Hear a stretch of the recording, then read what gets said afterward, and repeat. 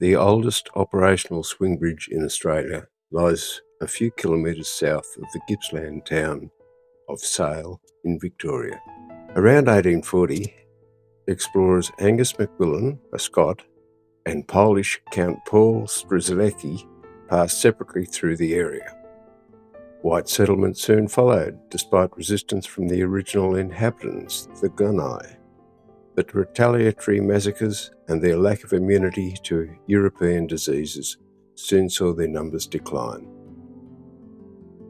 Macmillan settled in the area and, although involved in some of the massacres, went on to later become a member of the Victorian Parliament. Strzelecki continued to explore and map other areas of Australia. Within 10 years of their exploration, Sale was formally gazetted and land offered for sale. Traffic through the area increased when gold was discovered in Amio in 1851. Construction of a reasonable road to Melbourne in 1865 allowed Cobb & Co to run a basic coach service into Sale, but this did not satisfy the need for heavier transport, which usually involved wagons overland from Port Albert. Goods transported included gunpowder for the gold mining in the district, stored in the Sale Powder Magazine, built by the Victorian government in 1864.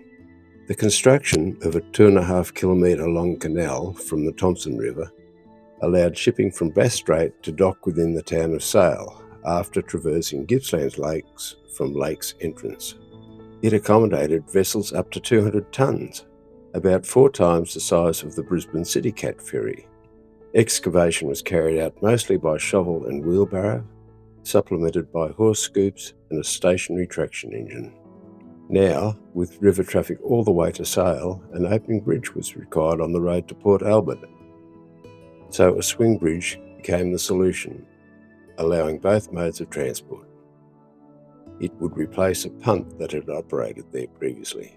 Designed by John Granger, whose son, Percy Granger, later achieved fame as a pianist and composer, it was built by local contractor Peter Platt. The remarkable 45-metre width of the rotating span is achieved by using jacks at each end. It is assembled from cast iron with wrought iron cross beams and trusses, and turns on a central pivot, originally being cranked by hand. After it opened in 1883, demand steadily grew until it was opening 20 times a day. So a cottage was built nearby, home to a series of bridge keepers until the 1930s, when demand had declined. The bridge closed permanently in 1972.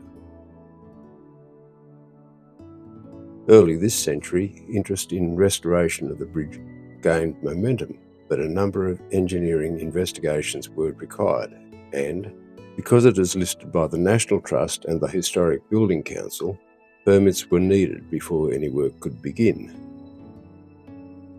During work, it was found that the foundations for the central pier were actually much deeper than on the drawings.